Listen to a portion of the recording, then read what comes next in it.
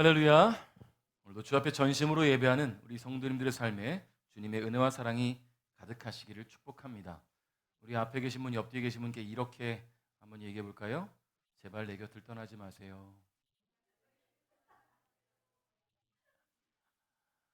항상 내 곁에 있으면 그 감사한 줄 모르잖아요, 그죠? 근데 어느 날 내 곁에 보이지 않으면 그게 그립고 보고 싶고 한 것 같아요. 보고 있나요, 김민 목사님? 보고 싶습니다. 연말을 이렇게 힘들게 보내게 될 줄은 몰랐어요. 김민 목사님이 곁에 있어서 뭐들 옆에 있으니까라는 생각했지, 이렇게 또 코로나 때문에 함께하지 못하게 되니 어제는 아침부터 멘탈이 붕괴되는 하루였고요. 또 오늘도 아침 또 일찍 나와서 준비하면서도 이 동역자의 필요가 이만큼 중요하구나라는 생각을 다시 한번 합니다. 보고 싶어요, 김민 목사님. 다음 주일까지 못 와요. 그래서 12월 2021년의 끝과 2022년의 시작을 함께하지 못하는데, 여러분 저도 이렇게 답답한데 본인은 얼마나 답답하겠습니까? 여러분 기도 많이 해주시기 바라겠고요. 또 아예리가 양성인데 아직은 무증상이라서 다행이긴 한데 잘 회복될 수 있도록 여러분 기도 많이 해주시기를 바라겠습니다. 또 다른 아이니하고 로아에게도 이게 또 전염되지 않도록 또 기도를 부탁드리겠어요.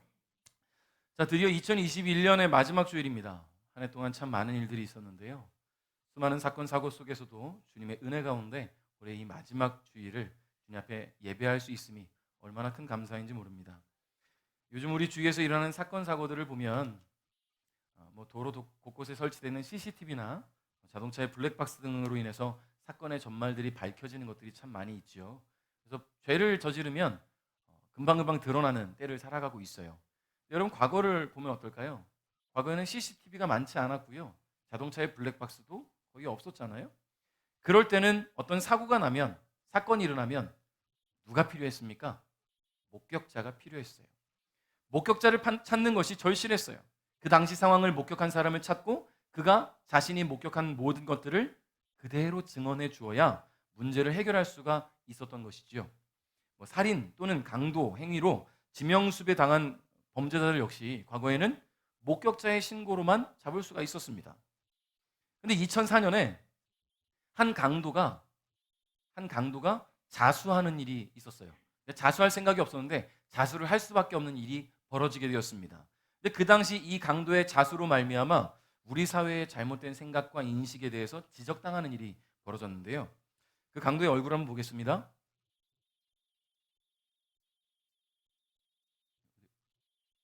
네, 강도예요. 죄송해요, 제가 앞으로 넘겨버렸네요. 강도예요. 지금 보자마자 우와 소리가 나왔는데, 이 사람이 강도예요. 그냥 사진만으로는 도대체 이 사람이 무슨 범죄를 저질렀을까 싶을 만큼 가늠하기 어려울 만한 그런 외모예요. 근데 이 여성 수배 전단이 붙으면서 이상한 일들이 벌어집니다. 뭐냐면 팬클럽이 생기기 시작해요. 강도 얼짱 누구누구누구 이름 가렸네요. 너무 예뻐서 팬클럽이 생겨요. 예쁜 외모 때문에 마음을 뺏긴 사람들이 팬클럽을 만들고 팬카페를 개설하고 도움을 주겠다. 당신은 그런 죄를 저지를 사람이 아니다. 우리가 당신을 변호해 주겠다. 별 사람들이 다 등장을 해요. 이런 상황들이 방송에까지 나오게 됩니다. 그러니 이 강도는 어이없는 거예요. 자기는 강도질하고 좀 수배당해서 조심조심 다니는데 팬클럽이 생겨나니까 이게 또 뉴스에까지 보도되니까 너무나 어이없는 거예요. 그리고 팬클럽이 회원이 6만 명을 넘겨갈 때쯤, 여자 강도의 팬클럽이 6만 명을 넘겨갈 때쯤 사람들이 자꾸 쳐다보니까 속된 말로 똥줄이 타서 자수를 했다고 합니다. 도저히 안 되겠어서 지나가는 사람마다 쳐다보니까 팬클럽이 막 생기고 팬클럽이 막 6만 명이 넘어가니까 또 방송에까지 보도되니까 도저히 안 되겠어서 자수를 했다고 해요. 여러분, 범죄자를 목격하면 어떻게 됩니까? 신고를 해야죠. 이쁘다고? 잘생겼다고? 거기 뒤를 따라가고 팬클럽이 돼서는 안 돼요. 여러분, 비슷한 일이 미국에서도 있었는데요. 한 강도 범죄자의 그 죄수들이 찍는 사진 있잖아요. 머그샷이라고 하죠. 그 머그샷이 너무나 유명해진 거예요. 남자 강도인데요. 너무 멋있어요. 제가 보기에도 사람이 너무 멋있어요. 이 사람이 형을 마치고 나오자마자 어떤 일 하게 된지 아십니까? 모델이 됐어요. 네. 기획사에서 캐스팅에 나왔어요. 너무 멋있어서. 그래서 이 사람이 과거에는 범죄자였지만 현재는 모델로 아주 잘 나가는 사람이 되었어요. 여러분, 이 사회가 외모를 그렇게 좀 중요시하는 사회였다 보니까 이런 일들이 벌어졌는데, 여러분, 강도가 정말로 회심하고 정말로 잘못한 게 있어 잘못한 것에 대한 회개가 있고 잘못을 뉘우쳐서 자수하는 일이 벌어진다면 이 사람에게는 그 다음의 삶에 대한 기대감이 있겠지만, 이건 뭐 외모 때문에 팬클럽이 생겨서 그것 때문에 두려워서 자수를 했다고 한다면 무엇을 기대하겠습니까? 여러분, 목격자는요, 있는 그대로를 전하는 사람이 돼야 됩니다. 목격자는 본 것을 그대로 전할 수 있어야 돼요. 그게 목격자의 사명이에요. 눈앞에서 사고를 목격했다면 그 장면을 본 그대로 증언해야 하고요. 어떤 사건 현장에 있었다면 그 현장에서의 본 일들, 경험한 것들을 증언해야 합니다. 물론 강제성을 띠지는 않아요. 증언하지 않는다고 뭐 법적으로 처벌받지는 않아요. 다만 목격자가 없어서 진실이 묻혀지고 억울한 사람이 생겨날 수밖에 없을 때에 목격자가 양심적으로 나아가 증언을 한다면 진실이 밝혀지겠죠. 사건이 원만히 해결될 수 있겠죠. 이것을 우리는 너무나 잘 알고 있습니다. 우리가 지난 1년간 함께 묵상하며 누가복음을 함께 지금까지 달려오고 오늘 마지막 장 24장을 보고 있습니다. 오늘 24장에서는요, 온 인류의 죄를 대신하여 십자가에 달려 죽으시고 부활하신 그 예수님을 처음 대면하는 제자들의 모습을 우리가 함께 살펴보려고 합니다.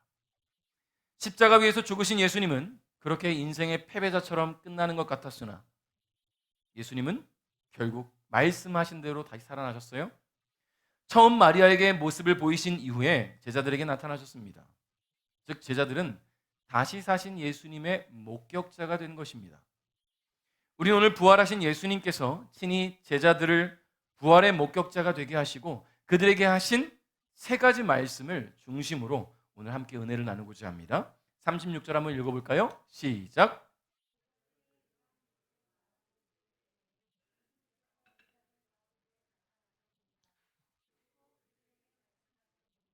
너희가 평안하냐. 아멘.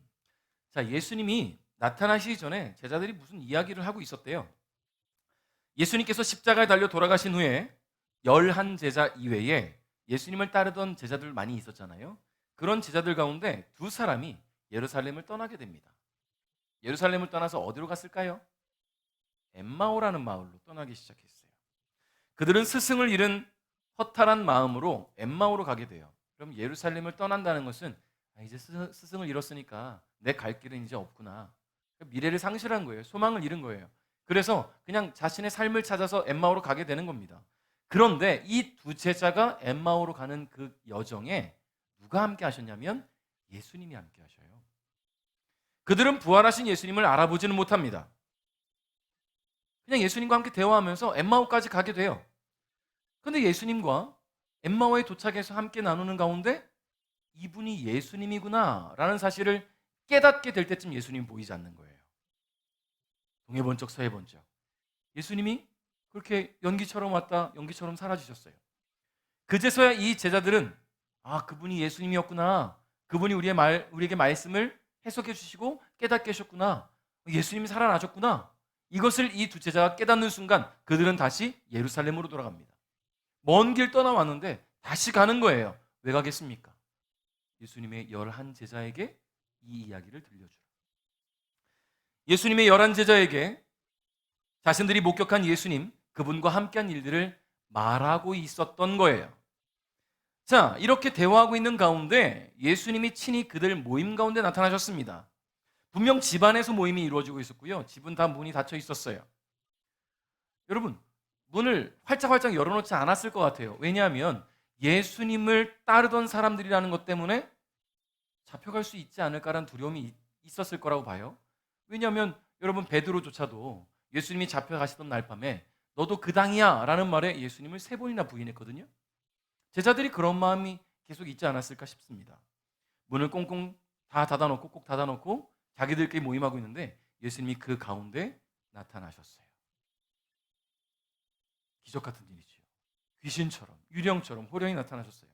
근데 예수님께서 하신 첫 마디가 뭐였냐면 너희가 평안하냐 라고 물으셨다는 거예요. 여러분, 어떻게 평안할 수 있겠어요? 어떻게? 사랑하는 예수님이 불과 며칠 전에 극심한 고난으로 온몸이 찢겨지셨고 극악무도한 범죄자를 위한 십자가 형틀에서 못 박혀 죽으셨는데 어찌 제자들이 평안할 수 있겠습니까? 제자들 그 누구도 예수님을 막아주지 못했는데 어떻게 평안할 수 있겠어요? 예수님이 잡히시던 날 밤에 모두 지살겠다고 다 도망쳤는데 어떻게 평안할 수 있겠어요? 그렇게 사랑하는 스승님의 안위 따위는 신경 쓰지 않고 도망하였던 이 제자들이 부활하신 예수님에 대한 소식을 듣게 되었을 때 그들의 마음이 어땠을까요? 기쁨 반, 두려움 반이었을까요? 부활하신 예수님 혹시 우리를 찾아오신다면 어떤 말을 먼저 꺼내야 될까? 예수님 보고 싶었어요. 예수님 그리웠어요. 이 말이 먼저 나올까요? 아니면 예수님 죄송해요. 잡히시던 날 밤 도망가서 죄송해요. 지켜드리지 못해서 죄송해요. 이 말이 먼저 나올까요? 이런저런 생각들로 복잡한 마음인 이 제자들 곁에 나타나신 예수님. 첫 마디가 평안하냐라는 거예요. 분명 예수님은 그들의 마음이 평안이 없을 것을 알고 계셨어요. 어떻게 평안하겠습니까? 그럼에도 불구하고 예수님께서 평안을 물으신 것은 너희들에게 평안이 없지? 평안하지 않지? 너희가 어떻게 평안하겠어? 걱정하지 마. 내가 평안을 줄게. 예수님은 평안을 회복시키러 오신 거예요. 다시 말해 부활하신 예수께서 다스리실 시대에 평안이 임하게 될 것이라는 축복의 말씀인 것입니다. 제자들은 눈앞에 나타난 예수님을 보고는 깜짝 놀랐어요. 아직 부활하신 예수님에 대해서 직접 경험해 보지 못했잖아요. 이 11제자는요. 모든 문이 닫혀 있는 가운데 그런 집안에 그것도 제자들이 모여있는 그 한가운데 지금 이렇게 둘러있는데 갑자기 여기 예수님이 뿅 하고 나타나시는 거예요. 갑자기. 그러니 놀라지 않을 수가 있겠습니까? 유령이 아니고서야 어떻게 집 한가운데 갑자기 등장할 수 있겠어요? 제자들은 두려움에 사로잡혔습니다. 왜냐하면 이게 이제 유대적 설화에 따르면 죽은 사람의 영혼이 눈앞에 나타나면 나쁜 의도를 가지고 살아있는 사람을 찾아간다는 거예요. 자, 그러니까 예수님이 눈앞에 나타났다. 그럼 이 제자들은 분명히 예수님이긴 하지만 눈앞에 보이는 게 유령으로 나타났다고 느껴진다면 예수님이 혹시 우리가 도망가서 해코지하러 오셨나 보다. 그런 두려움을 가질 수 있지 않겠습니까? 유대인들이니까. 그러니 얼마나 제자들이 놀랍고 무섭겠습니까? 설령 예수님의 모습일지라도 말이지요. 그렇게 놀라고 두려워하는 제자들 앞에서 예수님은 그들의 두려움이 의심이 될 것을 염려하시면서 자신의 모습 하나하나를 살펴보고 만져보라고 말씀하십니다. 38절, 39절 읽어볼까요? 시작.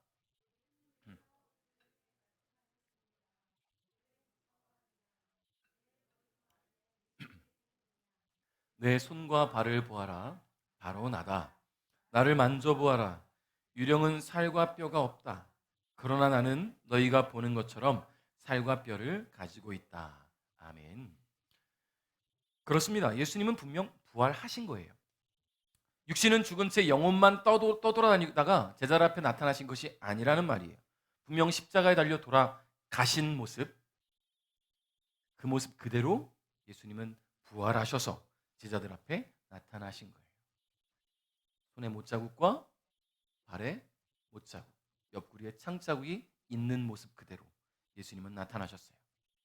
부활하신 예수님은 사랑하는 선생님을 지키지 못한 두려움과 앞으로에 대해 걱정하는 마음으로 가슴 졸이고 있는 이 제자들에게 자신을 드러내시면서 그들에게 평안을 선포하셨습니다. 여러분, 주님이 주시는 평안은요, 주께서 맡기실 사명을 위해 마음에 먼저 준비되어야 되는 거예요. 내게 사명이 주어지기 전에 마음에 평안함이 있어야 된다는 거예요. 여러분, 불안한 사람에게 어떻게 일을 맡기겠습니까? 여러분, 어떤 사명을 맡고 일을 하려면 그 마음에 평안함이 없으면요, 일을 그르칠 수밖에 없어요. 여러분, 전쟁터에 나가는 군인에게도 아무나 뽑지 않을 거예요. 준비되고 마음에 평안이 있고 완벽하게 마음에 컨트롤된 사람들, 그런 사람들을 뽑아서 특수 임무를 맡기겠죠. 막 불안 심리에 막 어찌할 바를 모르는 사람을 그래, 너 갔다 와. 어떻게 일이 완수될 수 있겠습니까? 그러므로 우리 성도님들의 마음에 주님이 주시는 평안이 날마다 가득할 수 있기를 주님의 이름으로 축복합니다. 그런 마음의 평안이 있을 때 주님이 사명을 주신다는 거예요. 41절 읽겠습니다. 시작. 제자들은 너무 기뻐서 차마 믿지 못하고 놀라고 있는데 예수님께서 제자들에게 말씀하셨습니다. 먹을 것이 좀 있느냐? 아멘. 예수님 두 번째 말씀하신 것은 먹을 것이 좀 있느냐라는 거예요. 요 근래 TV 보다 보면 광고들이 막 지나가잖아요. 요 근래 본 코카콜라 광고가 있어요. 한 소년과 꼬마 유령에 대한 이야기 보신 분들 계시죠? 야심한 밤 이상한 느낌에 잠에서 깬 소년이 그 느낌을 따라 집 아래층에 있는 마트로 내려가요.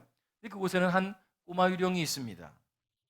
이 꼬마 유령은요, 냉장고에 있는 콜라를 먹고 싶어요. 코카콜라 얼마나 맛있어요, 이 코카콜라. 저도 좋아하는데요. 자, 그런데 만질 수가 없는 거예요. 왜요? 유령이니까. 그래서 이 소년이 이 콜라를 꺼내서 줍니다. 그러나 만지지 못해요. 유령이니까. 그래서 이 소년이 어떻게 합니까? 콜라를 깨뜨려요. 그랬더니 콜라가 유령이 돼서 떠오르고 이 유령은 콜라 유령을 만지게 되지요. 그리고는 소년과 함께 마시는 콜라 파티. 자, 여기까지입니다. 여러분, 아주 재미있는 광고인데 현실적인 이야기잖아요. 유령이 어떻게 물체에 손이 닿겠어요? 어렸을 때 귀신 무서워하잖아요.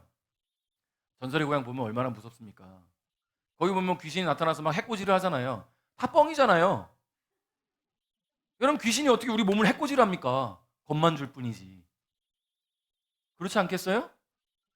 제가 갑자기 재밌는 게 생각났는데, 유령의 집 있잖아요, 놀이동산에. 유령의 집에 여자친구하고 이 남자가 여자친구를 데리고 갔는데, 이제 귀신 소복을 입은 유령 이제 알바지요. 알바가 확 나타났더니 깜짝 놀라면서 여자친구가 넘어졌어요. 이 남자친구가 깜짝 놀라면서 손을 잡고 막 뛰어갑니다. 도망가요. 귀신 손을 잡고 뛰어가는 거예요. 여자친구 거기 넘어져 있고 이 귀신 손을 잡고 막 도망가요. 입구까지 가서야 귀신이 일단 나왔어요. 이게 CCTV 영상이 있어서 유튜브에 나오는데 너무 웃긴 거예요. 얼마나 무서우면 여자친구도 확인도 안 하고 귀신 손 잡고 뛰어나갑니까? 그 알바생 얼마나 황당했겠어요. 계속 일해야 되는데. 여러분, 유령은 잡을 수 없어요. 그냥 유령의 집에 있는 알바생이니까 손에 잡힌 거죠. 진짜 귀신이었다면 어떻게 잡겠습니까? 그냥 깜짝 놀라게 하고 말 뿐이지요. 유령은 육체가 없기 때문에 만질 수 없습니다. 음료를 마시고 싶어도 마실 수 없고요. 음식을 먹고 싶어도 먹을 수가 없어요. 부활하신 예수님은 제자들에게 자신의 손과 발의 못자국을 보여주었지만 여전히 그들은 놀라움을 금치 못하며 얼어 있어요. 반갑기도 하고 긴가민가 하기도 하고 어쩔 줄을 몰라요. 그때 예수님께서 이렇게 말씀하시지요. 먹을 것이 좀 있느냐? 유령은 먹을 수가 없어요. 예수님은 제자들에게서 믿음이 서서히 생겨나며 이를 기쁨으로 받아들이기 시작할 때 식사를 제안하심으로 말미암아 육체적 부활을 결정적으로 확인시켜 주신 것입니다. 왜냐하면 영은 음식을 먹을 수 없기 때문이지요. 예수님은 제자들의 그 석연치 않은 믿음을 확신 있는 믿음으로 굳히실 뿐만 아니라 다가오는 세대의 많은 이들이 예수님의 육체적 부활을 의심하지 않도록 물리적 방법을 통하여 명확하게 증거하신 것입니다. 제자들은 예수님께 구운 생선 한 토막을 드렸어요. 예수님은 십자가에 달리시기 전 마지막으로 제자들과 함께 하셨던 만찬 때처럼 그것을 제자들 앞에서 맛있게 잡수십니다. 이 순간 제자들의 마음이 어땠을까요? 여러분, 유월절 음식이 최후의 만찬이라고 우리는 기억하잖아요. 그렇지요? 제자들에게도 최후의 만찬이었어요. 다시는 예수님과 함께하는 식탁 자리는 없어요. 그런 식탁 교제는 없어요. 이제 그런 식탁 교제는 끝났어요. 그런데 그 예수님이 지금 오셨고 함께 식탁 교제를 나누고 있어요.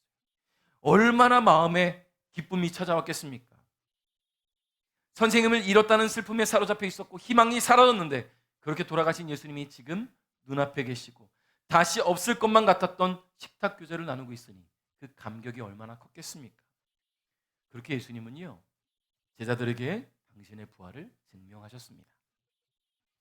예수님이 돌아가신 후 평안하지 못했던 제자들, 혹 자신들에게도 죽음의 그림자가 드리우지 않을까 두려움에 떨던 제자들, 앞으로는 어떤 삶을 살아야 할지, 다시 어부의 삶을 살아야 될지, 다시 세리장이가 돼야 될지, 뭘 해야 될지 고민하고 있는 이 제자들에게 부활하신 예수님을 만나면서 그들은 다시금 소망을 갖게 된 것입니다.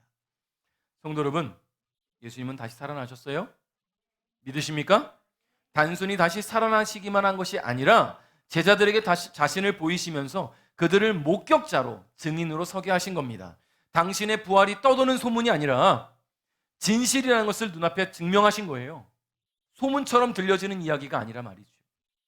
왜냐하면 예수님께서 부활하신 날 무덤에는 예수님의 시신이 보이지 않았어요. 유대 종교 지도자들은 소문을 냅니다. 그 제자들이 시신을 훔쳐갔다고 말이죠. 그러니 예수님의 부활이 소문처럼만 들려서는 안 돼요. 증명이 돼야 된다는 거예요. 목격자가 필요한 것입니다. 예수님은 이 사실을 증거하기 위해서 제자들을 목격자로 세우셨고 사명을 맡기신 거예요. 44절부터 46절, 44절과 46절 두 절을 한번 같이 읽어볼까요? 시작.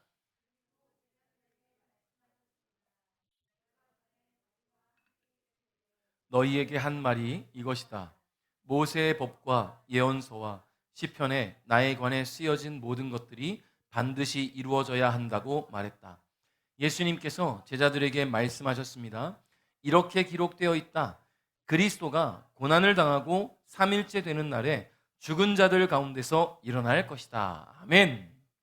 자, 예수님은 십자가에 돌아가시기 전 제자들과 함께 있는 동안에 하나님께서 보내신 메시아로서의 사역에 대해서 말씀해 오셨어요. 끊임없이. 자, 모세의 법이라 불리는 율법서와 선지자들의 예언서, 그리고 시편에 기록되어 있는 메시아에 대한 예언들이 예수 그리스도를 향한 기록이라는 것을 가르쳐 주셨고요. 그것들이 분명히 성취될 것이라고도 끊임없이 알려주셨어요. 근데 제자들은 그런 예수님의 말씀을 듣고도 예수님이 행하신 기적들을 경험하면서 예수님이 분명히 하나님의 보내신 메시아임을 확신은 했으나 그들은 유대적 관념에 사로잡혀 있었기 때문에 예수님의 죽음까지는 생각하지 못했다는 거예요. 왜냐하면 그들이 생각하는 메시아는 뭐라고 했습니까? 정치적 독립을 가져올 장군, 히어로 말이죠. 영웅 같은 그런 메시아를 바랬으니까요. 예수님이 죽을 거라고는 생각 못했어요. 그럼에도 불구하고 예수님은 당신의 메시아로서의 사역의 정점에 고난과 죽음이 있을 것을 가르치셨고 그 예언은 이루어졌다는 거예요. 여러분, 예수님께서 십자가에 달려 돌아가신 그대로 끝났다면 결국 구약의 모든 예언들은 허상으로 남았을 것입니다. 예수님은 분명히 돌아가신 지 3일 만에 부활하셨고 그로 인해 구약의 예언이 모두 이루어졌음을 증명하신 거예요. 여러분, 이 모든 일들이요 하나님의 계획 가운데 진행됐다라는 게 오늘 말씀의 핵심이라는 거예요. 예수님의 죽으심까지도 하나님의 계획 안에 있었다. 메시아의 탄생과 사역, 그리고 죽음에 대한 구약의 예언들과 하나님의 아들 예수님께서 인간의 몸을 입고 이 땅에 오신 것, 그리고 그분의 모든 사역과 죽음, 부활까지 어느 것 하나 하나님의 계획이 담겨 있지 않은 것이 없었다는 겁니다. 그리고 제자들은 그렇게 부활하신 예수님을 대면하면서 하나님이 행하신 놀라운 구원 사역의 목격자로 예수님 앞에 서게 된 것입니다. 부활하신 예수님께서 사랑하는 제자들을 부활의 목격자로 세우신 이유가 있어요. 왜냐하면 그들에게는 감당해야 될 사명이 있기 때문입니다. 47절, 48절 한번 읽어봅니다. 시작. 예루살렘으로부터 시작하여 모든 민족에게 그리스도의 이름으로 죄를 용서받는 회개가 전파되어야 할 것이다. 너희는 이 일의 증인이다. 아멘. 여러분, 그렇습니다. 증인이다. 제자들이 감당해야 될 사명은요 증인이 되는 거예요. 목격자이니까 증인으로 서야 됩니다. 증인은 본 것을, 경험한 것을 증언해야 됩니다. 여러분, 그렇다면 제자들은 무엇을 증언해야 됩니까? 그들이 예수님과 함께 지내면서 듣고 보고 경험한 하나님의 인간을 향한 사랑, 이걸 전해야 되겠죠? 또 그 사랑 안에서 이루어진 구속 사역, 그리고 이 모든 계획을 위해 십자가에 달려 죽으시고 부활하신 예수님에 대해 증언해야 되는 거예요. 그들은 부활하신 예수님을 목격한 증인들이기 때문입니다. 어제 저와 제 아내가 여기서 찬양을 특송을 했잖아요. 그 얘기 들어봤니? 무슨 얘기요? 우리를 위해 구주가 구주가 나셨대. 그분이 오신 목적에 대해서 찬양에도 나오잖아요. 우리를 죄악 가운데 버려둘 수 없어서 하나님의 사랑이 오늘 이곳에 임하셨다고. 하나님의 사랑이 임하셨다고. 우리를 죄악 가운데 그냥 둘 수 없어서 말이죠. 여러분, 그게 하나님의 사랑이고요. 하나님의 계획이에요. 이 모든 하나님의 계획은요, 결국 다 성취되었습니다. 물론 여러분, 이러한 사실들을 제자들이 전하는 게 쉽지는 않을 거예요. 왜냐하면 제자들이 본 거지 다른 사람들이 본 게 아니잖아요. 다만 증언할 뿐이에요. 그럼에도 불구하고 증언해야 됩니다. 이성적으로는 사람들이 판단하고 난 믿을 수 없어라고 할 수 있어요. 어떻게 그 말을 믿습니까? 여러분, 성경에 있는 말들이 다 믿어지십니까? 쉽지 않아요. 어떻게 믿어져요, 그게? 그럼에도 불구하고 우리는 믿어요. 왜냐하면 그게 하나님 말씀이니까. 우리는 성경을 믿는 게 아니라 그 성경을 쓰신 하나님을 믿는 거예요. 그 성경에 기록된 모든 기록들이 하나님 말씀이기 때문에 1.1획도 오류가 없다라고 믿는 것입니다. 왜냐하면 하나님을 믿으니까. 제자들도 그런 믿음으로 이제 증언하면 돼요. 사람들이 믿지 않을지라도, 듣지 않을지라도, 혹시 전할 때 핍박할지라도 전해야 돼요. 왜냐하면 그게 주어진 사명이기 때문입니다. 여러분, 제자들이 이제 불안한 현실 속에 놓여질 수밖에 없어요. 예수님은 승천에 올라가실 거고요. 제자들은 이제 자기들끼리 예수님을 목격한 그대로, 예수님 주신 사명 그대로 증언해야 돼요. 불안한 현실입니다. 어떤 상황을 만나게 될지 몰라요. 그런데 걱정할 것이 없는 것은 예수님께서는 그들의 힘으로는 증인의 사역을 온전히 감당할 수 없다는 것을 예수님이 알고 계시다라는 거예요. 예수님은 제자들이 부활의 목격자요, 증인이 되게 하시면서 그들로 하여금 하나님의 계획에는 그 어떤 오류도 오차도 없음을 알게 하셨습니다.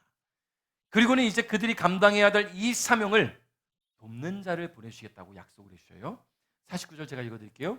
보아라, 내 아버지께서 약속하신 것을 너희에게 보낸다.